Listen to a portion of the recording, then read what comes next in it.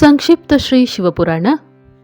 ದಕ್ಷನ ಮಹಾಯಜ್ಞದಲ್ಲಿ ಬ್ರಹ್ಮ, ವಿಷ್ಣು, ದೇವತೆಗಳು ಹಾಗೂ ಋಷಿಗಳ ಆಗಮನ. ದಕ್ಷನಿಂದ ಎಲ್ಲರ ಸತ್ಕಾರ. ಯಜ್ಞದಲ್ಲಿ ಭಗವಾನ್ ಶಿವನನ್ನು ಕರೆಯಲು ದಧೀಚಿಯ ಒತ್ತಾಯ. ದಕ್ಷನು ವಿರೋಧಿಸಿದಾಗ ಶಿವಭಕ್ತರು ಅಲ್ಲಿಂದ ಹೊರಟು ಹೋಗುವುದು. ಬ್ರಹ್ಮದೇವರು ಹೇಳುತ್ತಾರೆ, ನಾರದನೇ, ಒಮ್ಮೆ ದಕ್ಷನು ಒಂದು ಬಹುದೊಡ್ಡ ಯಜ್ಞವನ್ನು ಪ್ರಾರಂಭಿಸಿದನು. ಯಜ್ಞ ದೀಕ್ಷಿತನಾಗಿ ಅವನು ಆಗ ಸಮಸ್ತ ದೇವರ್ಷಿಗಳನ್ನು, ಮಹರ್ಷಿಗಳನ್ನು, ದೇವತೆಗಳನ್ನು ಕರೆಸಿದನು. ಅವರೆಲ್ಲರೂ ಯಜ್ಞಕ್ಕಾಗಿ ಆಗಮಿಸಿದರು. ಅಗಸ್ತ್ಯ, ಕಶ್ಯಪ, ಅತ್ರಿ, ವಾಮದೇವ, ಭೃಗು, ದಧೀಚಿ, ಭಗವಾನ್ ವ್ಯಾಸರು, ಭರದ್ವಾಜ, ಗೌತಮ, ಪೈಲ, ಪರಾಶರ, ಗರ್ಗ, ಭಾರ್ಗವ, ಕಕುಶ, ಸಿತ, ಸುಮಂತು, ತ್ರಿಕ, ಕಂಕ ಮತ್ತು ವೈಶಂಪಾಯನ ಇವರೆಲ್ಲರೂ ಹಾಗೂ ಇತರ ಮುನಿಗಳು ತಮ್ಮ ಪತ್ನಿ ಪುತ್ರರೊಂದಿಗೆ ಬಹು ಸಂಖ್ಯೆಯಲ್ಲಿ ದಕ್ಷನ ಯಜ್ಞದಲ್ಲಿ ಹರ್ಷದಿಂದ ಬಂದು ಸೇರಿದರು. ಇವರಲ್ಲದೆ ಸಮಸ್ತ ದೇವತೆಗಳು, ಮಹಾನ್ ಅಭ್ಯುದಯಶಾಲಿ ಲೋಕಪಾಲಕರು ಹಾಗೂ ಎಲ್ಲ ಉಪದೇವತೆಗಳು ತಮ್ಮ ಉಪಕಾರದ ಸೈನ್ಯ ಶಕ್ತಿಯೊಂದಿಗೆ ಅಲ್ಲಿಗೆ ಆಗಮಿಸಿದ್ದರು. ದಕ್ಷನು ಪ್ರಾರ್ಥಿಸಿ ವಿಶ್ವಸ್ರಷ್ಟ ಬ್ರಹ್ಮನಾದ ನನ್ನನ್ನು ಸತ್ಯಲೋಕದಿಂದ ಕರೆಸಿದ್ದನು. ಹೀಗೆಯೇ ವಿಧ ವಿಧವಾಗಿ ಆದರದಿಂದ ಪ್ರಾರ್ಥನೆ ಮಾಡಿ ವೈಕುಂಠ ಲೋಕದಿಂದ ಭಗವಾನ್ ವಿಷ್ಣುವನ್ನು ಆ ಯಜ್ಞದಲ್ಲಿ ಆಮಂತ್ರಿತನಾಗಿದ್ದನು. ಭಗವಾನ್ ವಿಷ್ಣುವು ಆ ಯಜ್ಞದಲ್ಲಿ ಆಮಂತ್ರಿತನಾಗಿದ್ದನು. ಶಿವದ್ರೋಹಿ ದುರಾತ್ಮನಾದ ದಕ್ಷನು ಅವರೆಲ್ಲರನ್ನೂ ಬಹಳವಾಗಿ ಸತ್ಕರಿಸಿದನು. ವಿಶ್ವಕರ್ಮನು ಅತ್ಯಂತ ಪ್ರಭೆಯುಳ್ಳ ವಿಶಾಲ ಮತ್ತು ಬಹುಮೂಲ್ಯ ದಿವ್ಯ ಭವನಗಳನ್ನು ರಚಿಸಿದ್ದನು. ದಕ್ಷನು ಅದೇ ಭವನಗಳನ್ನು ಆಗಮಿಸಿದ ಅತಿಥಿಗಳಿಗೆ ಉಳಿಯಲು ನೀಡಿದ್ದನು. ಎಲ್ಲ ಜನರು ಸಮ್ಮಾನಿತರಾಗಿ ಆ ಭವನಗಳಲ್ಲಿ ಯಥಾಯೋಗ್ಯ ಸ್ಥಾನವನ್ನು ಪಡೆದು ಉಳಿದುಕೊಂಡಿದ್ದರು. ಕನಕಲ ಎಂಬ ತೀರ್ಥದಲ್ಲಿ ದಕ್ಷನ ಆ ಯಜ್ಞವು ನಡೆಯುತ್ತಿತ್ತು. ಅದರಲ್ಲಿ ದಕ್ಷನು ಭೃಗುವೆ ಮೊದಲಾದ ತಪೋಧನರನ್ನು ಋತ್ವಿಜರನ್ನಾಗಿ ನೇಮಿಸಿದ್ದನು. ಸಮಸ್ತ ಮರುದ್ಗಣಗಳೊಂದಿಗೆ ಸ್ವತಃ ಭಗವಾನ್ ವಿಷ್ಣುವು ಅದರ ಅಧಿಷ್ಠಾತ್ರನಾಗಿದ್ದನು. ನಾನು ವೇದತ್ರಯೀಯ ವಿಧಿಯನ್ನು ತೋರಿಸುವ ಅಥವಾ ಹೇಳುವ ಬ್ರಹ್ಮನಾಗಿದ್ದೆ. ಹೀಗೆಯೇ ಸಮಸ್ತ ದಿಕ್ಪಾಲಕರು ತಮ್ಮ ಆಯುಧಗಳು ಮತ್ತು ಪರಿವಾರದೊಂದಿಗೆ ದ್ವಾರಪಾಲಕರಾಗಿ ರಕ್ಷಕರಾಗಿದ್ದರು ಹಾಗೂ ಸದಾ ಕೌತುಕವನ್ನು ಉಂಟು ಮಾಡುತ್ತಿದ್ದರು. ಸ್ವಯಂ ಯಜ್ಞನೇ ಸುಂದರ ರೂಪವನ್ನು ಧರಿಸಿ ದಕ್ಷನ ಆ ಯಜ್ಞ ಮಂಡಲದಲ್ಲಿ ಉಪಸ್ಥಿತನಾಗಿದ್ದನು. ಮುನಿಗಳಲ್ಲಿ ಎಲ್ಲ ಶ್ರೇಷ್ಠ ಮಹರ್ಷಿಗಳು ಸ್ವತಃ ವೇದಗಳನ್ನು ಧರಿಸಿಕೊಂಡಿದ್ದರು. ಅಗ್ನಿಯೂ ಕೂಡ ಆ ಯಜ್ಞ ಮಹೋತ್ಸವದಲ್ಲಿ ಬೇಗನೆ ಹವ್ಯಸ್ಸನ್ನು ಗ್ರಹಿಸಲು ತನ್ನ ಸಾವಿರಾರು ರೂಪಗಳನ್ನು ಪ್ರಕಟಿಸಿದ್ದನು. ಅಲ್ಲಿ 88,000 ಋತ್ವಿಜರು ಒಟ್ಟಿಗೆ ಹವನ ಮಾಡುತ್ತಿದ್ದರು. 64,000 ದೇವರ್ಷಿಗಳು ಉದ್ಘಾತೃಗಳಾಗಿದ್ದರು. ಅಧ್ವರ್ಯು ಹಾಗೂ ಹೋತೃಗಳೂ ಕೂಡ ಅಷ್ಟೇ ಜನರಿದ್ದರು. ನಾರದಾದಿ ಮಹರ್ಷಿಗಳು ಮತ್ತು ಸಪ್ತರ್ಷಿಗಳು ಬೇರೆ ಬೇರೆ ಗಾಥೆಗಳನ್ನು ಹಾಡುತ್ತಿದ್ದರು. ದಕ್ಷನು ತನ್ನ ಆ ಮಹಾಯಜ್ಞದಲ್ಲಿ ಗಂಧರ್ವರನ್ನು, ಗಣಗಳನ್ನು, ವಿದ್ಯಾಧರರನ್ನು, ಸಿದ್ಧರನ್ನು, ದ್ವಾದಶಾದಿತ್ಯರನ್ನು, ಅವರ ಯಜ್ಞಗಳನ್ನು ಹಾಗೂ ನಾಗಲೋಕದಲ್ಲಿ ವಿಚರಿಸುತ್ತಿರುವ ಸಮಗ್ರ ನಾಗರನ್ನೂ ಕೂಡ ಬಹಳಷ್ಟು ಸಂಖ್ಯೆಯಲ್ಲಿ ವರ್ಣ ಮಾಡಿದ್ದನು. ಬ್ರಹ್ಮರ್ಷಿ, ರಾಜರ್ಷಿ ಹಾಗೂ ದೇವರ್ಷಿಗಳ ಸಮುದಾಯ ಮತ್ತು ಬಹಳಷ್ಟು ಸಂಖ್ಯೆಯಲ್ಲಿ ನರೇಶರು ಅಲ್ಲಿ ಆಮಂತ್ರಿತರಾಗಿದ್ದರು. ಅವರೆಲ್ಲರೂ ಮಿತ್ರರೊಂದಿಗೆ, ಮಂತ್ರಿಗಳೊಂದಿಗೆ ಹಾಗೂ ಸೈನ್ಯದೊಂದಿಗೆ ಬಂದಿದ್ದರು. ಯಜಮಾನ ದಕ್ಷನು ಆ ಯಜ್ಞದಲ್ಲಿ ವಸುವೆ ಆದಿ ಸಮಸ್ತ ಗಣದೇವತೆಗಳನ್ನು ವರ್ಣ ಮಾಡಿಕೊಂಡಿದ್ದನು. ಕೌತುಕ ಮತ್ತು ಮಂಗಲಾಚಾರಗಳನ್ನು ನಡೆಸಿ ದಕ್ಷನು ಯಜ್ಞ ದೀಕ್ಷಿತನಾದಾಗ ಅವನಿಗಾಗಿ ಪದೇ ಪದೇ ಸ್ವಸ್ತಿ ವಾಚನ ಮಾಡಲಾಯಿತು. ಆಗ ಅವನು ತನ್ನ ಪತ್ನಿಯೊಂದಿಗೆ ಬಹಳ ಶೋಭಿಸುತ್ತಿದ್ದನು. ಇಷ್ಟೆಲ್ಲ ಮಾಡಿದರೂ ದುರಾತ್ಮನಾದ ದಕ್ಷನು ಆ ಯಜ್ಞದಲ್ಲಿ ಭಗವಾನ್ ಶಂಭುವನ್ನು ಆಮಂತ್ರಿಸಲಿಲ್ಲ. ಅವನ ದೃಷ್ಟಿಯಲ್ಲಿ ಕಪಾಲಧಾರಿಯಾದ ಕಾರಣ ಅವನು ನಿಶ್ಚಯವಾಗಿಯೂ ಯಜ್ಞದಲ್ಲಿ ಭಾಗಿಯಾಗಲು ಯೋಗ್ಯನಲ್ಲವೆಂದು ತಿಳಿದಿದ್ದನು. ಸತಿಯು ಪ್ರಜಾಪತಿ ದಕ್ಷನ ಪ್ರಿಯ ಪುತ್ರಿಯಾಗಿದ್ದಳು. ಆದರೂ ಕಾಪಾಲಿಯ ಪತ್ನಿಯಾದ ಕಾರಣ ದೋಷದರ್ಶಿ ದಕ್ಷನು ಆಕೆಯನ್ನು ತನ್ನ ಯಜ್ಞದಲ್ಲಿ ಕರೆಯಲಿಲ್ಲ. ಹೀಗೆ ದಕ್ಷನ ಆ ಯಜ್ಞ ಮಹೋತ್ಸವವು ಆರಂಭವಾಯಿತು ಮತ್ತು ಯಜ್ಞ ಮಂಟಪದಲ್ಲಿ ಬಂದಿರುವ ಎಲ್ಲ ಋತ್ವಿಜರು ತಮ್ಮ ತಮ್ಮ ಕಾರ್ಯಗಳಲ್ಲಿ ಸಂಲಗ್ನವಾಗಿದ್ದಾಗ ಅಲ್ಲಿ ಭಗವಾನ್ ಶಿವನ ಅನುಪಸ್ಥಿತಿಯನ್ನು ನೋಡಿ ಶಿವಭಕ್ತ ದಧೀಚಿಯ ಚಿತ್ತವು ಅತ್ಯಂತ ಉದ್ವಿಗ್ನವಾಗಿ ಹೀಗೆ ನುಡಿದರು. ದಧೀಚಿಯು ಹೇಳುತ್ತಾರೆ, ಪ್ರಧಾನ ದೇವತೆಗಳಿರ ಹಾಗೂ ಮಹರ್ಷಿಗಳಿರ, ನೀವೆಲ್ಲರೂ ಪ್ರಶಂಸಾಪೂರ್ವಕ ನನ್ನ ಮಾತನ್ನು ಕೇಳಿರಿ. ಈ ಯಜ್ಞ ಮಹೋತ್ಸವದಲ್ಲಿ ಭಗವಾನ್ ಶಂಕರನು ಬಂದಿಲ್ಲ. ಇದರ ಕಾರಣವೇನು? ಈ ದೇವೇಶ್ವರರು ದೊಡ್ಡ ದೊಡ್ಡ ಮುನಿಗಳು, ಲೋಕಪಾಲಕರು ಇಲ್ಲಿ ಆಗಮಿಸಿದ್ದರೂ ಆ ಮಹಾತ್ಮ ಪಿನಾಕಪಾಣಿ ಶಂಕರನಿಲ್ಲದೆ ಈ ಯಜ್ಞವು ಹೆಚ್ಚು ಶೋಭಿಸುವುದಿಲ್ಲ. ಮಂಗಳಮಯ ಭಗವಾನ್ ಶಿವನ ಕೃಪಾ ದೃಷ್ಟಿಯಿಂದಲೇ ಸಮಸ್ತ ಮಂಗಳ ಕಾರ್ಯಗಳು ಸಂಪನ್ನವಾಗುತ್ತವೆ ಎಂದು ದೊಡ್ಡ ದೊಡ್ಡ ವಿದ್ವಾಂಸರು ಹೇಳುತ್ತಾರೆ. ಇಂಥ ಮಹಿಮೆಯುಳ್ಳ ಪುರಾಣ ಪುರುಷ ವೃಷಭಧ್ವಜ ಪರಮೇಶ್ವರ ಶ್ರೀ ನೀಲಕಂಠನು ಇಲ್ಲಿ ಏಕೆ ಕಂಡುಬರುವುದಿಲ್ಲ? ದಕ್ಷನೇ, ಯಾರ ಸಂಪರ್ಕದಲ್ಲಿ ಬಂದಾಗ ಅಥವಾ ಯಾರನ್ನು ಸ್ವೀಕರಿಸಿದಾಗ ಅಮಂಗಲವು ಮಂಗಲವಾಗುತ್ತದೆಯೋ, ಯಾರು 15 ಕಣ್ಣುಗಳಿಂದ ನೋಡಿದಾಗ ದೊಡ್ಡ ದೊಡ್ಡ ನಗರಗಳು ತತ್ಕಾಲವೇ ಮಂಗಲಮಯವಾಗುತ್ತವೋ ಅವನು ಈ ಯಜ್ಞದಲ್ಲಿ ಪದಾರ್ಪಣನಾಗುವುದು ಅತ್ಯಂತ ಅವಶ್ಯಕವಾಗಿದೆ. ಆದ್ದರಿಂದ ನೀನು ಸ್ವತಃ ಪರಮೇಶ್ವರ ಶಿವನನ್ನು ಇಲ್ಲಿಗೆ ಶೀಘ್ರವೇ ಕರೆಸಬೇಕು. ಅಥವಾ ಬ್ರಹ್ಮ, ಪ್ರಭಾವಶಾಲಿ ಭಗವಾನ್ ವಿಷ್ಣು, ದೇವರಾಜ ಇಂದ್ರ, ಲೋಕಪಾಲಕರು, ಬ್ರಾಹ್ಮಣರು ಮತ್ತು ಸಿದ್ಧರ ಸಹಾಯದಿಂದ ಸರ್ವಥಾ ಪ್ರಯತ್ನ ಮಾಡಿ ಈಗ ಯಜ್ಞದ ಪೂರ್ಣತೆಗೆ ನೀನು ಭಗವಾನ್ ಶಂಕರನನ್ನು ಇಲ್ಲಿಗೆ ಕರೆತರಬೇಕು. ನೀವೆಲ್ಲರೂ ಮಹೇಶ್ವರ ದೇವನು ವಿರಾಜಮಾನವಾದ ಸ್ಥಳಕ್ಕೆ ಹೋಗಿರಿ. ಅಲ್ಲಿಂದ ದಕ್ಷನಂದಿನಿ ಸತಿಯೊಂದಿಗೆ ಭಗವಾನ್ ಶಂಭುವನ್ನು ಇಲ್ಲಿಗೆ ಕೂಡಲೇ ಕರೆತನ್ನಿರಿ. ದೇವೇಶ್ವರರ ಜಗದಂಬೆ ಸಹಿತ ಆ ಪರಮಾತ್ಮ ಶಿವನು ಇಲ್ಲಿಗೆ ಬಂದರೆ ಅವನಿಂದ ಎಲ್ಲವೂ ಪವಿತ್ರವಾಗಿ ಹೋದೀತು. ಅವನ ಸ್ಮರಣೆಯಿಂದ ಅವನ ನಾಮವನ್ನು ಕೊಂಡಾಡುವುದರಿಂದ ಎಲ್ಲ ಕಾರ್ಯವೂ ಪುಣ್ಯಮಯವಾಗುತ್ತದೆ. ಆದ್ದರಿಂದ ಪೂರ್ಣ ಪ್ರಯತ್ನ ಮಾಡಿ ಭಗವಾನ್ ವೃಷಭಧ್ವಜನನ್ನು ಇಲ್ಲಿಗೆ ಕರೆದುಕೊಂಡು ಬರಬೇಕು. ಭಗವಾನ್ ಶಂಕರನು ಇಲ್ಲಿಗೆ ಆಗಮಿಸುತ್ತಲೇ ಈ ಯಜ್ಞವು ಪವಿತ್ರವಾಗುವುದು. ಇಲ್ಲದಿದ್ದರೆ ಇದು ಪೂರ್ಣವಾಗಲಾರದು. ಇದನ್ನು ನಾನು ಸತ್ಯವಾಗಿ ಹೇಳುತ್ತೇನೆ. ದಧೀಚಿಯ ಈ ವಚನವನ್ನು ಕೇಳಿ ದುಷ್ಟ ಬುದ್ಧಿಯುಳ್ಳ ಮೂಢ ದಕ್ಷನು ನಗುತ್ತಾ ರೋಷದಿಂದ ನುಡಿದನು. ಭಗವಾನ್ ವಿಷ್ಣು ಸಮಸ್ತ ದೇವತೆಗಳ ಮೂಲನಾಗಿದ್ದಾನೆ. ಅವನಲ್ಲಿ ಸನಾತನ ಧರ್ಮವು ಪ್ರತಿಷ್ಠಿತವಾಗಿದೆ. ಇವನನ್ನು ನಾನು ಆದರದಿಂದ ಕರೆತಂದಾಗ ಈ ಯಜ್ಞದಲ್ಲಿ ಏನು ಕೊರತೆಯಾಗಬಲ್ಲದು? ಭಗವಾನ್ ವಿಷ್ಣುವಿನಲ್ಲಾದರೋ ವೇದ, ಯಜ್ಞ ಹಾಗೂ ನಾನಾ ಪ್ರಕಾರದ ಸಮಸ್ತ ಕರ್ಮಗಳು ಪ್ರತಿಷ್ಠಿತವಾಗಿವೆ. ಅವನಾದರೂ ಇಲ್ಲಿಗೆ ಬಂದಿರುವನು. ಇದಲ್ಲದೆ ಸತ್ಯಲೋಕದಿಂದ ಲೋಕಪಿತ ಬ್ರಹ್ಮನು ವೇದ, ಉಪನಿಷತ್ತುಗಳು, ವಿವಿಧ ಆಗಮಗಳೊಂದಿಗೆ ಇಲ್ಲಿಗೆ ದಯಮಾಡಿಸಿರುವನು. ದೇವತೆಗಳೊಂದಿಗೆ ದೇವೇಂದ್ರನ ಶುಭಾಗಮನವೂ ಆಗಿದೆ. ಹಾಗೂ ನಿಮ್ಮಂಥ ಪುಣ್ಯಾತ್ಮರಾದ ಮಹರ್ಷಿಗಳೂ ಕೂಡ ಇಲ್ಲಿಗೆ ಬಂದಿರುವಿರಿ. ಯಜ್ಞದಲ್ಲಿ ಸಮ್ಮಿಲಿತನಾಗಲು ಯೋಗ್ಯ, ಶಾಂತ ಮತ್ತು ಸತ್ಪಾತ್ರರಾದ ಮಹರ್ಷಿಗಳು, ವೇದಾರ್ಥದ ತತ್ವವನ್ನು ತಿಳಿದವರು, ದೃಢತೆಯಿಂದ ವ್ರತವನ್ನು ಪಾಲಿಸುವ ನೀವೆಲ್ಲರೂ ಬಂದ ಬಳಿಕ ಇಲ್ಲಿ ನಮಗೆ ರುದ್ರನಿಂದ ಏನು ಪ್ರಯೋಜನ? ವಿಪ್ರವರರೇ, ಬ್ರಹ್ಮದೇವರು ಹೇಳಿದುದರಿಂದಲೇ ನಾನು ನನ್ನ ಕನ್ಯೆಯನ್ನು ರುದ್ರನಿಗೆ ವಿವಾಹ ಮಾಡಿಕೊಟ್ಟಿದ್ದೆ. ಹಾಗಂತ ಹರನು ಕುಲೀನನಲ್ಲವೆಂದು ನಾನು ತಿಳಿದಿದ್ದೇನೆ. ಅವನಿಗೆ ತಂದೆಯಾಗಲಿ ತಾಯಿಯಾಗಲಿ ಇಲ್ಲ. ಅವನು ಭೂತ ಪ್ರೇತ ಪಿಶಾಚಗಳ ಒಡೆಯನಾಗಿದ್ದಾನೆ. ಒಬ್ಬಂಟಿಯಾಗಿ ಇರುತ್ತಾನೆ. ಅವನನ್ನು ಅತಿಕ್ರಮಿಸುವುದು ಬೇರೆಯವರಿಂದ ಅತ್ಯಂತ ಕಠಿಣವಾಗಿದೆ. ಅವನು ಆತ್ಮ ಪ್ರಶಂಸಕ, ಮೂಢ, ಜಡ, ಮೌನಿ ಮತ್ತು ಈರ್ಷಾಳುವಾಗಿದ್ದಾನೆ. ಈ ಯಜ್ಞ ಕರ್ಮದಲ್ಲಿ ಕರೆಯಲು ಯೋಗ್ಯನಲ್ಲ. ಆದ್ದರಿಂದ ನಾನು ಅವನನ್ನು ಇಲ್ಲಿ ಕರೆಯಲಿಲ್ಲ. ಆದ್ದರಿಂದ ದಧೀಚಿಯೇ, ನೀನು ಪುನಃ ಎಂದೂ ಹೀಗೆ ಮಾತನಾಡಬಾರದು. ನೀವೆಲ್ಲ ಜನರು ಸೇರಿ ನನ್ನ ಈ ಮಹಾಯಜ್ಞವನ್ನು ಸಫಲಗೊಳಿಸಬೇಕೆಂದು ನಿಮ್ಮಲ್ಲಿ ಪ್ರಾರ್ಥಿಸುತ್ತೇನೆ. ದಕ್ಷನ ಈ ಮಾತನ್ನು ಕೇಳಿ ದಧೀಚಿಯು ಸಮಸ್ತ ದೇವತೆಗಳು, ಮುನಿಗಳು ಕೇಳುವಂತೆ ಸಾರಗರ್ಭಿತವಾಗಿ ಹೀಗೆ ನುಡಿದನು. ದಧೀಚಿಯು ಹೇಳಿದನು, ದಕ್ಷನೇ, ಆ ಭಗವಾನ್ ಶಿವನಲ್ಲದೆ ಈ ಮಹಾಯಜ್ಞವು ಅಯಜ್ಞವಾಗಿದೆ. ಈಗ ಇದು ಯಜ್ಞವೆಂದು ಹೇಳಲೂ ಯೋಗ್ಯವಾಗಿ ಉಳಿದಿಲ್ಲ.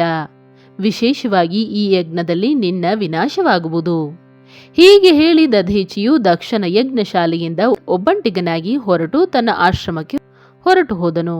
ಅನಂತರ ಪ್ರಧಾನ ಶಿವಭಕ್ತರು ಹಾಗೂ ಶಿವ ಮತವನ್ನು ಅನುಸರಿಸುವವರು ಕೂಡ ದಕ್ಷನಿಗೆ ಹಾಗೆಯೇ ಶಪಿಸಿ ಕೂಡಲೇ ಅಲ್ಲಿಂದ ಹೊರಟು ತಮ್ಮ ತಮ್ಮ ಆಶ್ರಮಗಳಿಗೆ ಹೊರಟು ಹೋದರು. ಮುನಿವರ್ಯ ದಧೀಚಿ ಹಾಗೂ ಇತರ ಋಷಿಗಳು ಆ ಯಜ್ಞ ಮಂಟಪದಿಂದ ಹೊರಟು ಹೋದಾಗ ದುಷ್ಟಬುದ್ಧಿ ಶಿವದ್ರೋಹಿ ದಕ್ಷನು ಆ ಮುನಿಗಳನ್ನು ಅಪಹಾಸ್ಯ ಮಾಡುತ್ತಾ ಇಂತೆಂದನು. ದಕ್ಷನು ಹೇಳಿದನು, ಶಿವನೇ ಪ್ರಿಯನಾಗಿರುವ ಹೆಸರಿಗಷ್ಟೇ ಬ್ರಾಹ್ಮಣನಾದ ದಧೀಚಿಯು ಹೊರಟು ಹೋದನು. ಅವನಂತೆ ಇರುವ ಇತರರೂ ಕೂಡ ನನ್ನ ಯಜ್ಞ ಶಾಲೆಯಿಂದ ಹೊರಟು ಹೋದರು. ಇದು ಬಹಳ ಶುಭ ಸಂಗತಿಯೇ ಆಗಿದೆ. ನನಗೆ ಸದಾ ಇದೇ ಮೆಚ್ಚುಗೆಯಾಗಿದೆ. ದೇವೇಶನೇ, ದೇವತೆಗಳೇ ಮತ್ತು ಮುನಿಗಳೇ, ಯಾರ ವಿಚಾರ ಶಕ್ತಿಯು ನಾಶವಾಗಿದೆಯೋ, ಯಾರು ಮಂದಬುದ್ಧಿಯವರೋ, ಮಿಥ್ಯಾವಾದದಲ್ಲಿ ತೊಡಗಿರುವರೋ, ಇಂತಹ ವೇದ ಬಹಿಷ್ಕೃತ ದುರಾಚಾರಿ ಜನರನ್ನು ಯಜ್ಞ ಕರ್ಮದಲ್ಲಿ ತ್ಯಜಿಸಲೇಬೇಕು. ಇದನ್ನು ನಾನು ಸತ್ಯವಾಗಿ ಹೇಳುತ್ತೇನೆ. ವಿಷ್ಣುವೇ ಆದಿ, ನೀವೆಲ್ಲ ದೇವತೆಗಳು, ಬ್ರಾಹ್ಮಣರು, ವೇದವಾದಿಗಳಾಗಿರುವಿರಿ. ಆದ್ದರಿಂದ ನನ್ನ ಈ ಯಜ್ಞವನ್ನು ಶೀಘ್ರವಾಗಿ ಸಫಲಗೊಳಿಸಿರಿ. ಬ್ರಹ್ಮದೇವರು ಹೇಳುತ್ತಾರೆ, ದಕ್ಷನ ಈ ಮಾತನ್ನು ಕೇಳಿ ಶಿವನ ಮಾಯೆಯಿಂದ ಮೋಹಿತರಾದ ಸಮಸ್ತ ದೇವರ್ಷಿಗಳು ಆ ಯಜ್ಞದಲ್ಲಿ ದೇವತೆಗಳ ಪೂಜೆ ಹವನ ಮಾಡತೊಡಗಿದರು. ಮುನೀಶ್ವರ ನಾರದನೇ, ಹೀಗೆ ಆ ಯಜ್ಞಕ್ಕೆ ಸಿಕ್ಕಿರುವ ಶಾಪವನ್ನು ವರ್ಣಿಸಿರುವೆನು. ಇನ್ನು ಯಜ್ಞದ ವಿಧ್ವಂಸದ ಘಟನೆಯನ್ನು ಹೇಳಲಾಗುವುದು. ಆದರದಿಂದ ಕೇಳು. ದಕ್ಷ ಯಜ್ಞದ ಸಮಾಚಾರ ತಿಳಿದು ಸತಿಯು ಅಲ್ಲಿಗೆ ಹೋಗಲು ಶಿವನಲ್ಲಿ ಒತ್ತಾಯಿಸುವುದು. ಸತೀ ದೇವಿಯು ತಂದೆಯ ಯಜ್ಞ ಮಂಟಪಕ್ಕೆ ಶಿವಗಣಗಳೊಂದಿಗೆ ಪ್ರಸ್ಥಾನ. ಬ್ರಹ್ಮದೇವರು ಹೇಳುತ್ತಾರೆ, ನಾರದನೇ, ದೇವರ್ಷಿ ಗಣವು ಬಹಳ ಉತ್ಸಾಹ ಹರ್ಷದಿಂದ ದಕ್ಷನ ಯಜ್ಞಕ್ಕೆ ಹೋಗುತ್ತಿರುವ ಸಮಯದಲ್ಲಿ ದಕ್ಷ ಕನ್ಯೆ ಸತೀ ದೇವಿಯು ಗಂಧ ಮಾದನ ಪರ್ವತದಲ್ಲಿ ಚಪ್ಪರಗಳಿಂದ ಕೂಡಿದ ಧಾರಾಗೃಹದಲ್ಲಿ ಸಖಿಯರಿಂದ ಸುತ್ತುವರಿದು ನಾನಾ ಕ್ರೀಡೆಗಳನ್ನು ಆಡುತ್ತಿದ್ದಳು. ಸಂತೋಷದಿಂದ ಕ್ರೀಡೆಯಲ್ಲಿ ತೊಡಗಿರುವ ಸತೀ ದೇವಿಯು ಆಗ ರೋಹಿಣಿಯೊಂದಿಗೆ ದಕ್ಷ ಯಜ್ಞಕ್ಕೆ ಹೋಗುತ್ತಿರುವ ಚಂದ್ರನನ್ನು ನೋಡಿದಳು. ನೋಡಿ ಆಕೆಯು ತನಗೆ ಹಿತಕಾರಿಣಿಯಾದ ಪ್ರಾಣಪ್ರಿಯೆ ಶ್ರೇಷ್ಠ ಸಖಿ ವಿಜಯೆಯೊಂದಿಗೆ ಹೇಳಿದಳು, ನನ್ನ ಸಖಿಯರಲ್ಲಿ ಉತ್ತಮಳಾದ ಪ್ರಿಯ ವಿಜಯೇ, ಈ ಚಂದ್ರನು ರೋಹಿಣಿಯೊಂದಿಗೆ ಎಲ್ಲಿಗೆ ಹೋಗುತ್ತಿರುವನೆಂದು ಬೇಗನೆ ಕೇಳಿ ಬಾ. ಸತಿಯು ಹೀಗೆ ಅಪ್ಪಣೆ ಮಾಡಿದಾಗ ವಿಜಯೆಯು ಕೂಡಲೇ ಅವನ ಬಳಿಗೆ ಹೋಗಿ ಅವನಲ್ಲಿ ಯಥೋಚಿತ ಶಿಷ್ಟಾಚಾರದಿಂದ ಕೇಳಿದಳು, ಚಂದ್ರದೇವನೇ, ತಾವು ಎಲ್ಲಿಗೆ ಹೋಗುತ್ತಿರುವಿರಿ? ವಿಜಯಳ ಈ ಪ್ರಶ್ನೆಯನ್ನು ಕೇಳಿ ಚಂದ್ರನು ತನ್ನ ಯಾತ್ರೆಯ ಉದ್ದೇಶವನ್ನು ಆದರದಿಂದ ಹೇಳಿದನು. ದಕ್ಷನಲ್ಲಿ ನಡೆಯುವ ಯಜ್ಞೋತ್ಸವದ ಎಲ್ಲ ವೃತ್ತಾಂತವನ್ನು ತಿಳಿಸಿದನು. ಅದೆಲ್ಲವನ್ನು ಕೇಳಿ ವಿಜಯಿಯು ಬಹಳ ಉತ್ಸಾಹಗೊಂಡು ದೇವಿಯ ಬಳಿಗೆ ಬಂದು ಚಂದ್ರನು ಹೇಳಿದುದೆಲ್ಲವನ್ನು ಆಕೆಗೆ ತಿಳಿಸಿದಳು. ಅದನ್ನು ಕೇಳಿ ಕಾಳಿಕಾ ಸತೀ ದೇವಿಗೆ ಬಹಳ ವಿಸ್ಮಯವಾಯಿತು. ನನಗೆ ಸೂಚನೆ ಸಿಗದಿರಲು ಕಾರಣವೇನು? ಇದನ್ನು ಬಹಳ ವಿಚಾರ ಮಾಡಿದರೂ ಅವಳ ಅರಿವಿಗೆ ಬರಲಿಲ್ಲ. ಆಗ ಆಕೆಯು ಪಾರ್ಶ್ವದರಿಂದ ಸುತ್ತುವರಿದ ತನ್ನ ಸ್ವಾಮಿ ಭಗವಾನ್ ಶಿವನ ಬಳಿಗೆ ಬಂದು ಅವನಲ್ಲಿ ಕೇಳಿದಳು. ಸತಿಯು ಹೇಳಿದಳು, ಪ್ರಭುವೇ, ನನ್ನ ತಂದೆಯ ಮನೆಯಲ್ಲಿ ಯಾವುದೋ ದೊಡ್ಡ ಯಜ್ಞವು ನಡೆಯುವುದೆಂದು ನಾನು ಕೇಳಿದೆ. ಅದರಲ್ಲಿ ಭಾರಿ ದೊಡ್ಡ ಉತ್ಸವವು ನಡೆಯುವುದು. ಅದರಲ್ಲಿ ಎಲ್ಲ ದೇವರ್ಷಿಗಳು ಏಕತ್ರಿತರಾಗುವರು. ದೇವೇಶ್ವರನೇ, ತಂದೆಯ ಆ ಮಹಾಯಜ್ಞಕ್ಕೆ ಹೋಗಲು ನಿಮಗೆ ಏಕೆ ಅಭಿರುಚಿ ಉಂಟಾಗುವುದಿಲ್ಲ? ಈ ವಿಷಯದಲ್ಲಿ ಇರುವ ಎಲ್ಲ ಮಾತನ್ನು ತಿಳಿಸಿರಿ. ಮಹಾದೇವನೇ, ಸುಹೃದಯರೊಂದಿಗೆ ಕೂಡಿ ಬೆರೆತಿರಬೇಕಾದುದು ಧರ್ಮವಲ್ಲವೇ? ಈ ಮಿಲನವು ಅವರ ಪ್ರೇಮವನ್ನು ಹೆಚ್ಚಿಸುವುದಾಗಿದೆ. ಆದ್ದರಿಂದ ಪ್ರಭೋ, ನನ್ನ ಸ್ವಾಮಿಯೇ, ನೀವು ನನ್ನ ಪ್ರಾರ್ಥನೆಯನ್ನು ಕೇಳಿ ಪೂರ್ಣ ಪ್ರಯತ್ನ ಮಾಡಿ ನನ್ನೊಂದಿಗೆ ತಂದೆಯ ಯಜ್ಞಶಾಲೆಗೆ ಇಂದೇ ಹೊರಡಿರಿ. ಸತಿಯ ಈ ಮಾತನ್ನು ಕೇಳಿ ದಕ್ಷನ ವಾಗ್ಬಾಣಗಳಿಂದ ಹೃದಯವು ಘಾಸಿಯಾಗಿದ್ದ ಭಗವಾನ್ ಮಹೇಶ್ವರನು ಮಧುರವಾಣಿಯಿಂದ ಹೇಳಿದನು, ದೇವಿ, ನಿನ್ನ ತಂದೆಯಾದ ದಕ್ಷನು ನನಗೆ ವಿಶೇಷ ದ್ರೋಹಿಯಾಗಿದ್ದಾನೆ. ಯಾವ ಪ್ರಮುಖ ದೇವತೆಗಳು ಮತ್ತು ಋಷಿಗಳು ಅಭಿಮಾನಿಗಳಾಗಿದ್ದು ಮೂಢ ಹಾಗೂ ಜ್ಞಾನಶೂನ್ಯರಾಗಿರುವರೋ ಅವರೆಲ್ಲರೂ ನಿನ್ನ ತಂದೆಯ ಯಜ್ಞಕ್ಕೆ ಹೋಗಿರುವರು. ಕರೆಯದೆ ಬೇರೆಯವರ ಮನೆಗೆ ಹೋಗುವವರು ಅಲ್ಲಿ ಅನಾದರವನ್ನು ಹೊಂದುವರು. ಅದು ಮೃತ್ಯುವಿಗಿಂತಲೂ ಹೆಚ್ಚು ಕಷ್ಟದಾಯಕವಾಗಿದೆ. ಆದ್ದರಿಂದ ಪ್ರಿಯೆ, ನೀನು ಮತ್ತು ನಾನು ವಿಶೇಷವಾಗಿ ದಕ್ಷನ ಯಜ್ಞಕ್ಕೆ ಹೋಗಬಾರದು, ಏಕೆಂದರೆ ಅಲ್ಲಿಗೆ ನಮ್ಮನ್ನು ಕರೆಯಲಿಲ್ಲ ಎಂಬ ಸತ್ಯವಾದ ಮಾತನ್ನೇ ನಾನು ಹೇಳಿರುವೆನು. ಮಹಾತ್ಮ ಮಹೇಶ್ವರನು ಹೀಗೆ ಹೇಳಿದಾಗ ಸತಿಯು ರೋಷದಿಂದ ಹೇಳಿದಳು, ಶಂಭುವೆ, ನೀವು ಎಲ್ಲರ ಈಶ್ವರರಾಗಿರುವಿರಿ. ಯಾರು ಹೋಗುವುದರಿಂದ ಯಜ್ಞವು ಸಫಲವಾಗುತ್ತದೋ ಅಂತಹ ನಿಮ್ಮನ್ನು ನನ್ನ ದುಷ್ಟ ತಂದೆಯು ಈಗ ಆಮಂತ್ರಿಸಲಿಲ್ಲ. ಪ್ರಭುವೇ, ಆ ದುರಾತ್ಮನ ಅಭಿಪ್ರಾಯವೇನೆಂಬುದನ್ನು ನಾನು ತಿಳಿಯಲು ಬಯಸುತ್ತೇನೆ. ಜೊತೆಗೆ ಅಲ್ಲಿಗೆ ಬಂದಿರುವ ಸಮಸ್ತ ದುರಾತ್ಮ ದೇವರ್ಷಿಗಳ ಮನೋಭಾವವನ್ನು ನಾನು ಅರಿಯಲು ಬಯಸುತ್ತೇನೆ. ಆದ್ದರಿಂದ ಪ್ರಭುವೇ, ನಾನು ಇಂದೇ ತಂದೆಯ ಯಜ್ಞಕ್ಕೆ ಹೋಗುತ್ತೇನೆ. ಸ್ವಾಮಿ ಮಹೇಶ್ವರನೇ, ನೀನು ನನಗೆ ಅಲ್ಲಿಗೆ ಹೋಗಲು ಅಪ್ಪಣೆಯನ್ನು ಕೊಡಿರಿ. ಸತೀದೇವಿಯು ಹೀಗೆ ಹೇಳಿದಾಗ ಸರ್ವಜ್ಞನೂ ಸರ್ವದ್ರಷ್ಟಾರನೂ ಸೃಷ್ಟಿಕರ್ತನೂ ಕಲ್ಯಾಣ ಸ್ವರೂಪನೂ ಆದ ಸಾಕ್ಷಾತ್ ಭಗವಾನ್ ರುದ್ರನು ಆಕೆಯಲ್ಲಿ ಇಂತೆಂದನು. ಶಿವನು ಹೇಳುತ್ತಾನೆ, ಉತ್ತಮ ವ್ರತವನ್ನು ಪಾಲಿಸುವ ದೇವಿಯೇ, ಹೀಗೆ ನಿನಗೆ ಅವಶ್ಯವಾಗಿ ಅಲ್ಲಿಗೆ ಹೋಗಲು ಅಭಿರುಚಿ ಉಂಟಾಗಿದ್ದರೆ ನನ್ನ ಆಜ್ಞೆಯಿಂದ ನೀನು ಬೇಗನೆ ನಿನ್ನ ತಂದೆಯ ಯಜ್ಞಕ್ಕೆ ಹೋಗು. ಈ ನಂದಿ ವೃಷಭನು ಸುಸಜ್ಜಿತನಾಗಿರುವನು. ನೀನು ಓರ್ವ ಮಹಾರಾಣಿಗನು ರೂಪವಾಗಿ ರಾಜೋಪಚಾರದೊಂದಿಗೆ ಸಾದರ ಸಪರಿವಾರಳಾಗಿ ಬಹಳಷ್ಟು ಪ್ರಮರ್ಥ ಗಣಗಳೊಂದಿಗೆ ಪ್ರವಾಸ ಮಾಡು. ಪ್ರಿಯೇ, ಈ ವಿಭೂಷಿತ ವೃಷಭವನ್ನೇರಿ ಹೊರಡು. ರುದ್ರನು ಹೀಗೆ ಆದೇಶವನ್ನು ಕೊಟ್ಟಾಗ ಸುಂದರ ಆಭರಣಗಳಿಂದ ಅಲಂಕೃತಳಾದ ಸತೀದೇವಿಯು ಎಲ್ಲ ಸಾಧನೆಗಳಿಂದ ಕೂಡಿಕೊಂಡು ತಂದೆಯ ಮನೆಗೆ ಹೊರಟಳು. ಪರಮಾತ್ಮ ಶಿವನು ಆಕೆಗೆ ಸುಂದರ ವಸ್ತ್ರ, ಒಡವೆ, ಪರಮೋಜ್ವಲ ಛತ್ರ, ಚಾಮರಾದಿ ರಾಜೋಪಚಾರಗಳನ್ನು ಕೊಟ್ಟನು. ಭಗವಾನ್ ಶಿವನ ಆಜ್ಞೆಯಂತೆ 60,000 ರುದ್ರಗಣರು ಬಹಳ ಸಂತೋಷದಿಂದ ಹಾಗೂ ಉತ್ಸಾಹದಿಂದ ಸತಿಯ ಜೊತೆಗೆ ನಡೆದರು. ಆಗ ಅಲ್ಲಿ ಯಜ್ಞಕ್ಕಾಗಿ ಹೊರಟ ಯಾತ್ರೆಯಲ್ಲಿ ಮಹೋತ್ಸವವನ್ನು ನಡೆಸಿದರು. ಶಿವಗಣವೆಲ್ಲ ಕೌತುಕದಿಂದ ಕಾರ್ಯವನ್ನು ಮಾಡುತ್ತಾ ಸತಿಯ ಮತ್ತು ಶಿವನ ಕೀರ್ತಿಯನ್ನು ಹಾಡತೊಡಗಿದರು. ಶಿವನ ಪ್ರಿಯರಾದ ಮಹಾವೀರ ಪ್ರಮಥ ಗಣಗಳು ಪ್ರಸನ್ನತೆಯಿಂದ ನೆಗೆದು ಕುಣಿಯುತ್ತಾ ನಡೆಯುತ್ತಿದ್ದರು. ಜಗದಂಬೆಯ ಪ್ರವಾಸವು ಎಲ್ಲ ರೀತಿಯಿಂದ ಭಾರಿ ಶೋಭಿಸುತ್ತಿತ್ತು. ಆಗ ಉಂಟಾದ ಜಯ ಜಯಕಾರದ ಮಂಗಳ ಧ್ವನಿಯಿಂದ 3 ಲೋಕಗಳು ಪ್ರತಿಧ್ವನಿಸಿತು. ಯಜ್ಞಶಾಲೆಯಲ್ಲಿ ಶಿವನ ಭಾಗವನ್ನು ಕಾಣದೆ ಸತಿಯ ರೋಷಪೂರ್ಣ ವಚನ, ದಕ್ಷನು ಮಾಡಿದ ಶಿವನ ನಿಂದೆಯನ್ನು ಕೇಳಿ ದಕ್ಷನನ್ನು ಮತ್ತು ದೇವತೆಗಳನ್ನು ಧಿಕ್ಕರಿಸಿ ಗದರಿಸುತ್ತಾ ಸತಿಯು ತನ್ನ ಪ್ರಾಣತ್ಯಾಗದ ನಿಶ್ಚಯ ಮಾಡಿದುದು. ಬ್ರಹ್ಮದೇವರು ಹೇಳುತ್ತಾರೆ, ನಾರದನೇ, ದಕ್ಷ ಕನ್ಯೆ ಸತಿಯು ಮಹಾನ್ ಪ್ರಕಾಶದಿಂದ ಯಜ್ಞ ನಡೆವಲ್ಲಿಗೆ ಹೋದಳು. ಅಲ್ಲಿ ದೇವತೆಗಳು, ಅಸುರರು, ಮುನೀಂದ್ರರು ಮುಂತಾದವರಿಂದ ಕೌತೂಹಲಪೂರ್ಣ ಕಾರ್ಯ ನಡೆಯುತ್ತಿತ್ತು. ಸತಿಯು ಅಲ್ಲಿ ತನ್ನ ತಂದೆಯ ಭವನವನ್ನು ನಾನಾ ರೀತಿಯ ಆಶ್ಚರ್ಯಜನಕ ವಸ್ತುಗಳಿಂದ ಸಂಪನ್ನವಾಗಿ ಉತ್ತಮ ಪ್ರಭೆಯಿಂದ ಪರಿಪೂರ್ಣವಾದ ಮನೋಹರ ಹಾಗೂ ದೇವತೆಗಳಿಂದ ಮತ್ತು ಋಷಿಗಳ ಸಮುದಾಯದಿಂದ ತುಂಬಿರುವುದನ್ನು ನೋಡಿದಳು. ಸತೀದೇವಿಯು ಭವನದ ದ್ವಾರದಲ್ಲೇ ಹೋಗಿ ನಿಂತು ನಂದಿಯಿಂದ ಇಳಿದು ಒಬ್ಬಂಟಿಗಳಾಗಿಯೇ ಬೇಗ ಬೇಗನೆ ಯಜ್ಞಶಾಲೆಯೊಳಗೆ ನಡೆದಳು. ಸತಿಯು ಬಂದಿರುವುದನ್ನು ನೋಡಿ ಆಕೆಯ ಯಶಸ್ವಿನಿ ತಾಯಿ ಅಸಿಕ್ನಿ ಅಂದರೆ ವೀರಿಣಿ ಮತ್ತು ಸಹೋದರಿಯರು ಆಕೆಯನ್ನು ಯಥೋಚಿತವಾಗಿ ಸತ್ಕರಿಸಿದರು.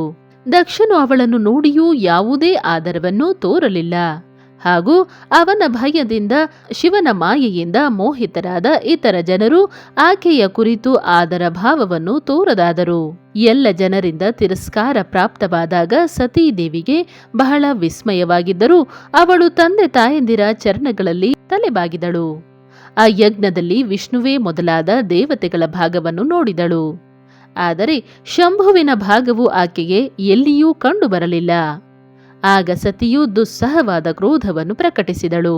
ಆಕೆಯು ಅಪಮಾನಿತಳಾಗಿದ್ದರೂ ರೋಷದಿಂದ ಕೂಡಿ ಎಲ್ಲ ಜನರತ್ತ ಕ್ರೂರ ದೃಷ್ಟಿಯಿಂದ ನೋಡುತ್ತಾ ದಕ್ಷನನ್ನು ಸುಟ್ಟು ಬಿಡುವಳೋ ಎಂಬಂತೆ ನೋಡಿ ಇಂತೆಂದಳು. ಸತಿಯು ಹೇಳಿದಳು, ಪ್ರಜಾಪತಿಯೇ, ನೀನು ಪರಮ ಮಂಗಳಕಾರಿ ಭಗವಾನ್ ಶಿವನನ್ನು ಈ ಯಜ್ಞದಲ್ಲಿ ಏಕೆ ಕರೆಸಲಿಲ್ಲ? ಅವನ ಮೂಲಕ ಈ ಚರಾಚರ ಜಗತ್ತೆಲ್ಲವೂ ಪವಿತ್ರವಾಗುತ್ತದೆ. ಅವನು ಸ್ವಯಂ ಯಜ್ಞನು, ಯಜ್ಞವೇತ್ತರಲ್ಲಿ ಶ್ರೇಷ್ಠನು, ಯಜ್ಞದ ಅಂಗವು, ಯಜ್ಞದ ದಕ್ಷಿಣೆಯೂ ಮತ್ತು ಯಜ್ಞಕರ್ತೃ ಯಜಮಾನನಾಗಿದ್ದಾನೆ. ಅಂಥ ಭಗವಾನ್ ಶಿವನ ಹೊರತು ಯಜ್ಞದ ಸಿದ್ಧಿಯು ಹೇಗಾಗಬಲ್ಲದು? ಎಲೈ, ಯಾರ ಸ್ಮರಣ ಮಾತ್ರದಿಂದಲೇ ಎಲ್ಲವೂ ಪವಿತ್ರವಾಗುವುದೋ ಅಂತಹವನಿಲ್ಲದೆ ಮಾಡಿದ ಈ ಯಜ್ಞವು ಅಪವಿತ್ರವಾಗುವುದು. ದ್ರವ್ಯ, ಮಂತ್ರಾದಿ, ಹವ್ಯ ಮತ್ತು ಕವ್ಯ ಇವೆಲ್ಲವೂ ಅವನ ಸ್ವರೂಪವಾಗಿದೆ. ಅಂತಹ ಭಗವಾನ್ ಶಿವನಿಲ್ಲದೆ ಈ ಯಜ್ಞವನ್ನು ಹೇಗೆ ಪ್ರಾರಂಭಿಸಿದೆ? ಭಗವಾನ್ ಶಿವನನ್ನು ಸಾಮಾನ್ಯ ದೇವತೆ ಎಂದು ತಿಳಿದು ನೀನು ಅವನ ಅನಾದರ ಮಾಡಿರುವೆಯಲ್ಲ. ಇಂದು ನಿನ್ನ ಬುದ್ಧಿಯು ಭ್ರಷ್ಟವಾಗಿದೆ. ಅದಕ್ಕಾಗಿ ನೀನು ತಂದೆಯಾಗಿದ್ದರೂ ನನಗೆ ಅಧಮನಂತೆ ಕಂಡುಬರುವೆ. ಎಲ್ಲವೋ, ಈ ವಿಷ್ಣು ಮತ್ತು ಬ್ರಹ್ಮಾದಿ ದೇವತೆಗಳು, ಮುನಿಗಳು ತಮ್ಮ ಪ್ರಭು ಭಗವಾನ್ ಶಿವನು ಬಾರದೆ ಈ ಯಜ್ಞದಲ್ಲಿ ಹೇಗೆ ಬಂದಿರುವರು? ಹೀಗೆ ಹೇಳಿದ ಬಳಿಕ ಶಿವಸ್ವರೂಪಿ ಪರಮೇಶ್ವರಿ ಸತಿಯು ಭಗವಾನ್ ವಿಷ್ಣು, ಬ್ರಹ್ಮ, ಇಂದ್ರಾದಿ ದೇವತೆಗಳೆಲ್ಲರನ್ನೂ ಹಾಗೂ ಸಮಸ್ತ ಋಷಿಗಳನ್ನು ಭಾರಿ ಕಠಿಣ ಶಬ್ದಗಳಿಂದ ಗದರಿಸಿದಳು. ಬ್ರಹ್ಮದೇವರು ಹೇಳುತ್ತಾರೆ, ನಾರದನೇ, ಈ ಪ್ರಕಾರ ಸಿಟ್ಟಿನಿಂದ ಕೂಡಿದ ಜಗದಂಬೆ ಸತಿಯು ಅಲ್ಲಿ ವ್ಯಥಿತ ಹೃದಯದಿಂದ ಅನೇಕ ರೀತಿಯ ಮಾತುಗಳನ್ನಾಡಿದಳು. ಅಲ್ಲಿ ಉಪಸ್ಥಿತರಿದ್ದ ಶ್ರೀ ವಿಷ್ಣುವೇ ಆದಿ ಸಮಸ್ತ ದೇವತೆಗಳು, ಮುನಿಗಳು ಸತಿಯ ಮಾತನ್ನು ಕೇಳಿ ಸುಮ್ಮನಾದರು. ತನ್ನ ಪುತ್ರಿಯ ಇಂಥ ವಚನವನ್ನು ಕೇಳಿ ಕುಪಿತನಾದ ದಕ್ಷನು ಸತಿಯ ಕಡೆಗೆ ಕ್ರೂರ ದೃಷ್ಟಿಯಿಂದ ನೋಡಿ ಇಂತೆಂದನು. ದಕ್ಷನು ಹೇಳುತ್ತಾನೆ, ಭದ್ರೇ, ನೀನು ಬಹಳ ಹೇಳುವುದರಿಂದ ಏನು ಲಾಭ? ಈಗ ಇಲ್ಲಿ ನಿನಗೆ ಯಾವ ಕೆಲಸವೂ ಇಲ್ಲ. ನೀನು ಹೋಗಬಹುದು. ಅಥವಾ ಇರಬಹುದು. ಇದು ನಿನ್ನ ಇಚ್ಛೆಗೆ ಬಿಟ್ಟಿದ್ದು. ನೀನು ಇಲ್ಲಿಗೆ ಏಕೆ ಬಂದೆ? ನಿನ್ನ ಪತಿ ಶಿವನು ಅಮಂಗಳನಾಗಿದ್ದಾನೆಂದು ಸಮಸ್ತ ವಿದ್ವಾಂಸರು ಬಲ್ಲರು. ಅವನು ಕುಲೀನನೂ ಅಲ್ಲ, ವೇದ ಬಹಿಷ್ಕೃತನೂ, ಭೂತ ಪ್ರೇತ ಪಿಶಾಚಿಗಳ ಒಡೆಯನಾಗಿದ್ದಾನೆ. ಅವನು ಬಹಳ ಕೆಟ್ಟ ವೇಷವನ್ನು ತೊಡುವನು. ಅದಕ್ಕಾಗಿ ರುದ್ರನನ್ನು ಈ ಯಜ್ಞಕ್ಕಾಗಿ ಕರೆಯಲಿಲ್ಲ. ಮಗಳೇ, ರುದ್ರನನ್ನು ನಾನು ಚೆನ್ನಾಗಿ ಬಲ್ಲೆನು. ಆದ್ದರಿಂದ ತಿಳಿದೇ ನಾನು ದೇವರ್ಷಿಗಳ ಸಭೆಯಲ್ಲಿ ಅವನನ್ನು ಆಮಂತ್ರಿಸಲಿಲ್ಲ. ರುದ್ರನಿಗೆ ಶಾಸ್ತ್ರಗಳ ಅರ್ಥಜ್ಞಾನವಿಲ್ಲ. ಅವನು ಉದ್ದಂಡನೂ ದುರಾತ್ಮನೂ ಆಗಿರುವನು. ಮೂಢ ಪಾಪಿಯಾದ ನಾನು ಬ್ರಹ್ಮದೇವರು ಹೇಳುವುದರಿಂದ ಅವನೊಂದಿಗೆ ನಿನ್ನ ವಿವಾಹ ಮಾಡಿಬಿಟ್ಟಿದ್ದೆ. ಆದ್ದರಿಂದ ಶುಚಿಸ್ಮಿತೆ, ನೀನು ಕ್ರೋಧವನ್ನು ಬಿಟ್ಟು ಸ್ವಸ್ಥಳಾಗು, ಅಂದರೆ ಶಾಂತಳಾಗು. ಈ ಯಜ್ಞಕ್ಕೆ ನೀನು ಹೇಗೂ ಬಂದಿರುವೆ. ನಿನ್ನ ಭಾಗ ಅಂದರೆ ಉಡುಗೊರೆ ಸ್ವೀಕರಿಸಿ ಹೋಗು. ದಕ್ಷನು ಹೀಗೆ ಹೇಳಿದಾಗ ತ್ರಿಭುವನ ಪೂಜಿತೆಯಾದ ಸತಿಯು ಶಿವನನ್ನು ನಿಂದಿಸುವ ತನ್ನ ತಂದೆಯ ಕಡೆಗೆ ನೋಡಿದಾಗ ಆಕೆಯ ರೋಷವು ಇನ್ನೂ ಹೆಚ್ಚಿತು. ಈಗ ನಾನು ಶಂಕರನ ಬಳಿಗೆ ಹೇಗೆ ಹೋಗಲಿ ಎಂದು ಮನಸ್ಸಿನಲ್ಲಿ ಯೋಚಿಸಿದಳು. ಶಂಕರನ ದರ್ಶನದ ಇಚ್ಛೆಯಿಂದ ಅಲ್ಲಿಗೆ ಹೋದರೆ ಅವನು ಇಲ್ಲಿಯ ಸಮಾಚಾರ ಕೇಳಿದರೆ ನಾನು ಏನು ಉತ್ತರ ಕೊಡಲಿ? ಅನಂತರ ತ್ರಿಲೋಕ ಜನನಿ ಸತಿಯು ರೋಷಾವೇಶದಿಂದ ನೆಟ್ಟುಸಿರು ಬಿಡುತ್ತಾ ತನ್ನ ದುಷ್ಟ ಹೃದಯಿ ತಂದೆ ದಕ್ಷನಲ್ಲಿ ಇಂತೆಂದಳು. ಸತಿಯು ಹೇಳಿದಳು, ಮಹಾದೇವನನ್ನು ನಿಂದಿಸುವವನು ಅಥವಾ ಅದನ್ನು ಕೇಳುವವನು ಚಂದ್ರ ಸೂರ್ಯರು ಇರುವ ತನಕ ನರಕದಲ್ಲಿ ಬಿದ್ದಿರುತ್ತಾರೆ. ಯೋ ನಿಂದತಿ ಮಹಾದೇವಂ ನಿಂದ್ಯಮಾನಂ ಶೃಣೋತಿವ ತಾವುಭೌ ನರಕಂ ಯಾತೋ ಯಾವಚ್ಚಂದ್ರ ದಿವಾಕರೋ. ಆದ್ದರಿಂದ ಅಪ್ಪ, ನಾನು ನನ್ನ ಈ ಶರೀರವನ್ನು ಉರಿಯುವ ಅಗ್ನಿಯಲ್ಲಿ ಪ್ರವೇಶಿಸಿ ತ್ಯಜಿಸಿ ಬಿಡುವೆನು. ನನ್ನ ಸ್ವಾಮಿಯ ಅನಾದರವನ್ನು ಕೇಳಿ ಇನ್ನು ನನಗೆ ಈ ಜೀವನದ ರಕ್ಷಣೆಯಿಂದ ಏನು ಪ್ರಯೋಜನ? ಯಾರಾದರೂ ಸಮರ್ಥರಿದ್ದರೆ ಅವನು ಸ್ವತಃ ವಿಶೇಷ ಪ್ರಯತ್ನ ಮಾಡಿ ಶಂಭುವನ್ನು ನಿಂದಿಸಿದ ಪುರುಷನ ನಾಲಿಗೆಯನ್ನು ಬಲವಂತವಾಗಿ ಕತ್ತರಿಸಿ ಹಾಕಲಿ. ಆಗಲೇ ಅವನು ಶಿವನಿಂದ ಶ್ರವಣದ ಪಾಪದಿಂದ ಶುದ್ಧನಾಗಬಲ್ಲನು. ಇದರಲ್ಲಿ ಸಂಶಯವಿಲ್ಲ. ಏನನ್ನೂ ಮಾಡಲು ಅಸಮರ್ಥನಾಗಿದ್ದರೆ ಬುದ್ಧಿವಂತನಾದವನು 2 ಕಿವಿಗಳನ್ನು ಮುಚ್ಚಿಕೊಂಡು ಅಲ್ಲಿಂದ ಹೊರಟು ಹೋಗಬೇಕು. ಇದರಿಂದ ಅವನು ಶುದ್ಧನಾಗಿರುತ್ತಾನೆ, ದೋಷಭಾಗಿಯಾಗುವುದಿಲ್ಲವೆಂದು ಶ್ರೇಷ್ಠ ವಿದ್ವಾಂಸರು ಹೇಳುತ್ತಾರೆ. ಈ ಪ್ರಕಾರವಾಗಿ ಧರ್ಮ ನೀತಿಯನ್ನು ಹೇಳಿದರೂ ತಾನು ಬಂದ ಕಾರಣದಿಂದ ಸತಿಗೆ ಬಹಳ ಪಶ್ಚಾತ್ತಾಪವಾಯಿತು. ಅವಳು ವ್ಯಥಿತ ಚಿತ್ತದಿಂದ ಭಗವಾನ್ ಶಂಕರನ ವಚನವನ್ನು ಸ್ಮರಿಸಿಕೊಂಡಳು. ಮತ್ತೆ ಸತಿಯು ಅತ್ಯಂತ ಕುಪಿತಳಾಗಿ ದಕ್ಷನಲ್ಲಿ, ವಿಷ್ಣುವೇ ಆದಿ ಸಮಸ್ತ ದೇವತೆಗಳಲ್ಲಿ ಹಾಗೂ ಮುನಿಗಳಲ್ಲಿ ನಿರ್ಭಯಳಾಗಿ ಇಂತು ನುಡಿದಳು. ಸತಿಯು ಹೇಳುತ್ತಾಳೆ, ಅಪ್ಪ, ನೀನು ಭಗವಾನ್ ಶಂಕರನ ನಿಂದಕನಾಗಿರುವೆ. ಇದಕ್ಕಾಗಿ ನಿನಗೆ ಭಾರಿ ಪಶ್ಚಾತ್ತಾಪವಾದೀತು. ಇಲ್ಲಿ ಮಹಾ ದುಃಖವನ್ನು ಅನುಭವಿಸಿ ಕೊನೆಗೆ ನೀನು ಯಾತನೆಯನ್ನು ಅನುಭವಿಸಬೇಕಾದೀತು. ಈ ಜಗತ್ತಿನಲ್ಲಿ ಯಾರಿಗೆ ಯಾವುದೂ ಪ್ರಿಯವೂ ಇಲ್ಲ, ಅಪ್ರಿಯವೂ ಇಲ್ಲ. ಅಂಥ ನಿರ್ವೈರ ಪರಮಾತ್ಮ ಶಿವನಿಗೆ ಪ್ರತಿಕೂಲವಾಗಿ ನೀನಲ್ಲದೆ ಬೇರೆ ಯಾರು ನಡೆಯಬಲ್ಲನು? ದುಷ್ಟ ಜನರು ಸದಾ ಈರ್ಷೆಯಿಂದ ಮಹಾಪುರುಷರನ್ನು ನಿಂದಿಸಿದರೆ ಅವರಿಗಾಗಿ ಇದು ಆಶ್ಚರ್ಯದ ಮಾತಲ್ಲ. ಆದರೆ ಮಹಾತ್ಮರ ಚರಣರಜದಿಂದ ತನ್ನ ಅಜ್ಞಾನಾಂಧಕಾರವನ್ನು ಹೋಗಲಾಡಿಸಿಕೊಂಡಿರುವವನಿಗೆ ಮಹಾಪುರುಷರ ನಿಂದೆಯೂ ಶೋಭಿಸುವುದಿಲ್ಲ. ಮನುಷ್ಯನ ವಾಣಿಯಿಂದ ಪ್ರಸಂಗವಶಾತ್ ಶಿವ ಎಂಬ ಈ 2 ಅಕ್ಷರಗಳು ಒಮ್ಮೆಯಾದರೂ ಉಚ್ಚರಿಸಿದರೆ ಅವನು ಸಮಸ್ತ ಪಾಪರಾಶಿಯನ್ನು ಕೂಡಲೇ ನಾಶ ಮಾಡಿಕೊಳ್ಳುವನು. ಅಂಥ ಪವಿತ್ರ ಕೀರ್ತಿಯುಳ್ಳ ನಿರ್ಮಲ ಶಿವನನ್ನು ನೀನು ದ್ವೇಷಿಸುತ್ತಿರುವೆಯಲ್ಲ, ಇದು ಆಶ್ಚರ್ಯವಾಗಿದೆ. ನಿಜವಾಗಿಯೂ ನೀನು ಅಶಿವ ಅಂದರೆ ಅಮಂಗಳ ರೂಪನಾಗಿರುವೆ. ಮಹಾಪುರು ಮನೋರೂಪಿ ಮಧುಕರವು ಬ್ರಹ್ಮಾನಂದಮಯ ರಸಪಾನದ ಇಚ್ಛೆಯಿಂದ ಯಾರ ಸರ್ವಾರ್ಥದಾಯಕ ಚರಣ ಕಮಲಗಳನ್ನು ನಿರಂತರವಾಗಿ ಸೇವಿಸುತ್ತಿರುವರೋ ಅಂಥವನಲ್ಲಿ ನೀನು ಮೂರ್ಖತೆಯಿಂದ ದ್ರೋಹ ಮಾಡುತ್ತಿರುವೆ. ಯಾರನ್ನು ನೀನು ಹೆಸರಿನಿಂದ ಶಿವ ಮತ್ತು ಕರ್ಮದಿಂದ ಅಶಿವನೆಂದು ಹೇಳುತ್ತಿರುವೆಯೋ ಅದನ್ನು ನೀನಲ್ಲದೆ ಬೇರೆ ವಿದ್ವಾಂಸರು ತಿಳಿಯುತ್ತಿಲ್ಲ. ಬ್ರಹ್ಮಾದಿ ದೇವತೆಗಳು, ಸನಕಾದಿ ಮುನಿಗಳು ಹಾಗೂ ಇತರ ಜ್ಞಾನಿಗಳು ಅವನ ಸ್ವರೂಪವನ್ನು ತಿಳಿಯುತ್ತಿಲ್ಲವೇ? ಉದಾರ ಬುದ್ಧಿಯುಳ್ಳ ಭಗವಾನ್ ಶಿವನು ಜಟೆಯನ್ನು ಕೆದರಿಕೊಂಡು ಕಪಾಲವನ್ನು ಧರಿಸಿಕೊಂಡು ಸ್ಮಶಾನದಲ್ಲಿ ಭೂತಗಳೊಂದಿಗೆ ಪ್ರಸನ್ನತೆಯಿಂದ ಇದ್ದು ಭಸ್ಮ ಹಾಗೂ ನರಮುಂಡಮಾಲೆಯನ್ನು ಧರಿಸಿಕೊಳ್ಳುವನು.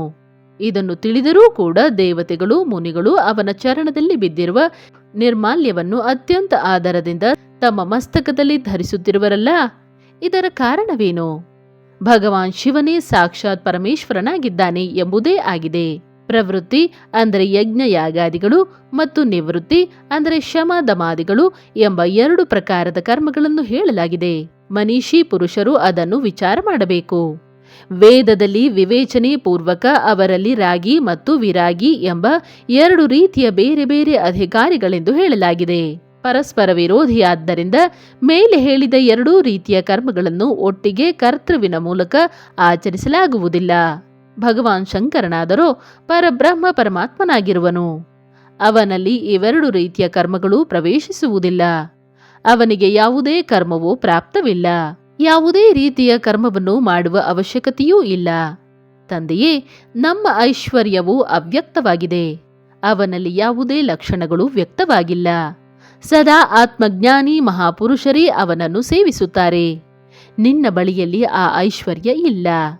ಯಜ್ಞಶಾಲೆಗಳಲ್ಲಿ ಇದ್ದು ಅಲ್ಲಿಯ ಅನ್ನದಿಂದ ತೃಪ್ತರಾದ ಕರ್ಮಠ ಜನರಿಗೆ ಯಾವ ಭೋಗಗಳು ಪ್ರಾಪ್ತವಾಗುವುವೋ ಅದರಿಂದ ಆ ಐಶ್ವರ್ಯವು ಬಹಳ ದೂರವಿದೆ.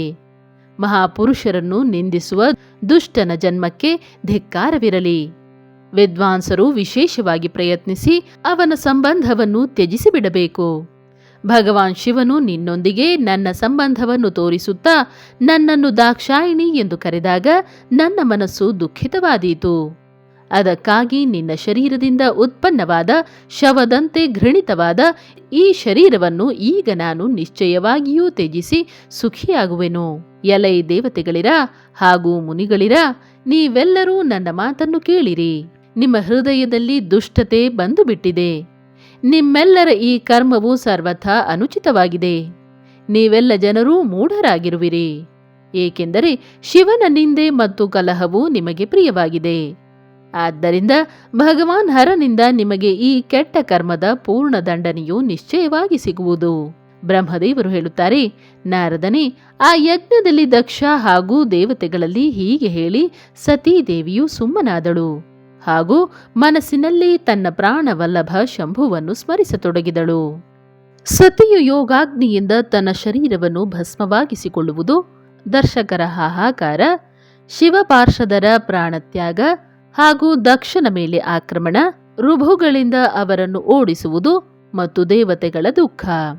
ಬ್ರಹ್ಮದೇವರು ಹೇಳುತ್ತಾರೆ, ನಾರದನೇ, ಮೌನಳಾದ ಸತೀದೇವಿಯು ತನ್ನ ಪತಿಯನ್ನು ಆದರದಿಂದ ಸ್ಮರಿಸುತ್ತಾ ಶಾಂತ ಚಿತ್ತಳಾಗಿ ಉತ್ತರ ದಿಕ್ಕಿನ ಭೂಮಿಯಲ್ಲಿ ಕುಳಿತು ಬಿಟ್ಟಳು. ಆಕೆಯು ವಿಧಿವತ್ತಾಗಿ ನೀರಿನಿಂದ ಆಚಮನ ಮಾಡಿ ವಸ್ತ್ರವನ್ನು ಹೊದ್ದುಕೊಂಡು ಪವಿತ್ರ ಭಾವದಿಂದ ಕಣ್ಣುಗಳನ್ನು ಮುಚ್ಚಿಕೊಂಡು ಪತಿಯನ್ನು ಚಿಂತಿಸುತ್ತಾ ಯೋಗ ಮಾರ್ಗದಲ್ಲಿ ಸ್ಥಿತಳಾದಳು.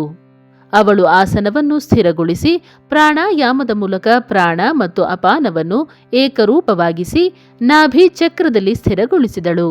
ಮತ್ತೆ ಉದಾನ ವಾಯುವನ್ನು ಬಲವಂತವಾಗಿ ನಾಭಿ ಚಕ್ರದಿಂದ ಮೇಲಕ್ಕೆ ಎಬ್ಬಿಸಿ ಬುದ್ಧಿಯೊಂದಿಗೆ ಹೃದಯದಲ್ಲಿ ಸ್ಥಾಪಿಸಿದಳು. ಅನಂತರ ಶಂಕರನ ಪ್ರಾಣವಲ್ಲಭೆ ಅನಿಂದಿತೆಯಾದ ಸತಿಯು ಆ ಹೃದಯಸ್ಥಿತ ವಾಯುವನ್ನು ಕಂಠ ಮಾರ್ಗದಿಂದ ಭೃಕುಟಿಯ ಮಧ್ಯದಲ್ಲಿ ಒಯ್ದಳು. ಹೀಗೆ ದಕ್ಷನ ಮೇಲೆ ಕುಪಿತಳಾಗಿ ತನ್ನ ಶರೀರವನ್ನು ತ್ಯಜಿಸುವ ಇಚ್ಛೆಯಿಂದ ಸತಿಯು ಸಂಪೂರ್ಣ ಅಂಗದಲ್ಲಿ ಯೋಗ ಮಾರ್ಗಕ್ಕನುಸಾರ ವಾಯು ಮತ್ತು ಅಗ್ನಿಯನ್ನು ಧಾರಣೆ ಮಾಡಿದಳು.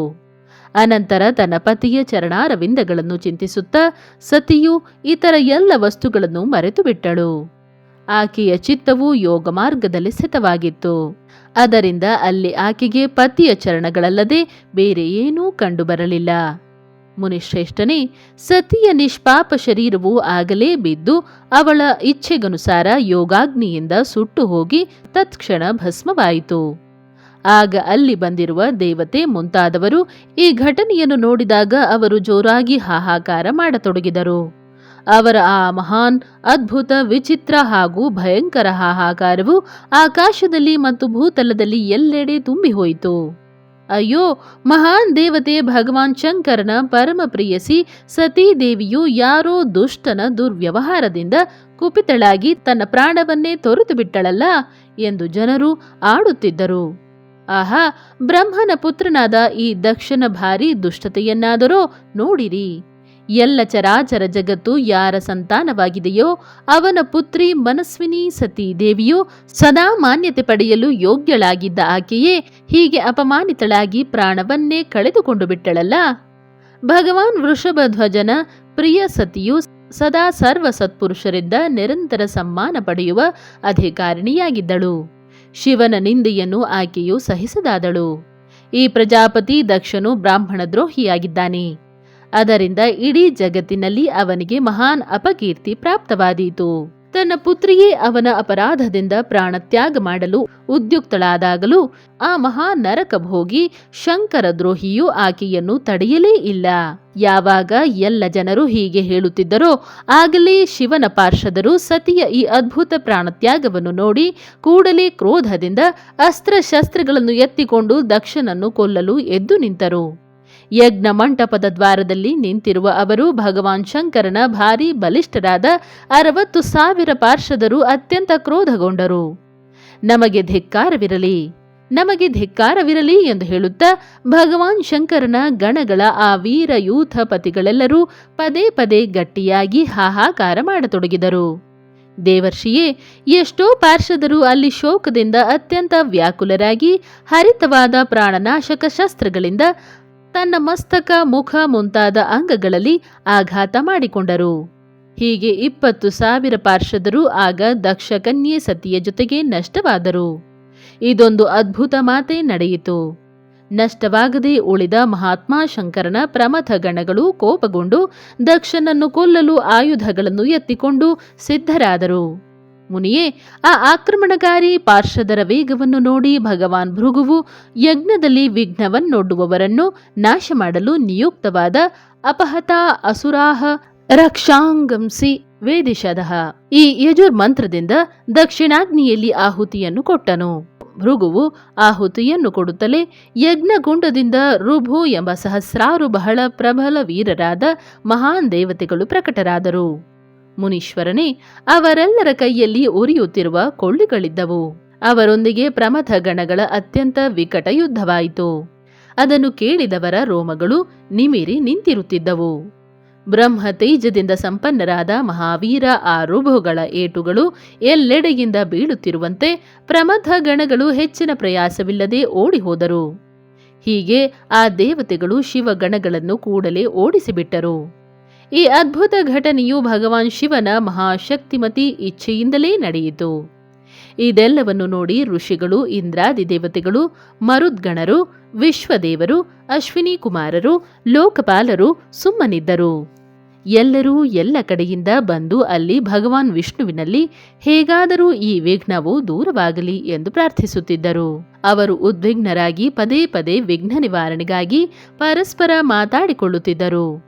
ಪ್ರಮಥ ಗಣಗಳು ನಾಶವಾಗಿದ್ದರಿಂದ ಮುಂದೆ ಹೋಗುವ ಪರಿಣಾಮವನ್ನು ಚೆನ್ನಾಗಿ ವಿಚಾರ ಮಾಡಿ ಉತ್ತಮ ಬುದ್ಧಿಯುಳ್ಳ ಶ್ರೀ ವಿಷ್ಣುವೇ ಮೊದಲಾದ ದೇವತೆಗಳು ಅತ್ಯಂತ ಉದ್ವಿಗ್ನರಾಗಿದ್ದರು. ಮುನಿಯೇ, ಈ ಪ್ರಕಾರ ದುರಾತ್ಮ ಶಂಕರ ದ್ರೋಹಿ ಬ್ರಹ್ಮಬಂಧು ದಕ್ಷನ ಯಜ್ಞದಲ್ಲಿ ಆಗ ಭಾರೀ ದೊಡ್ಡ ವಿಘ್ನವು ಉಪಸ್ಥಿತವಾಯಿತು.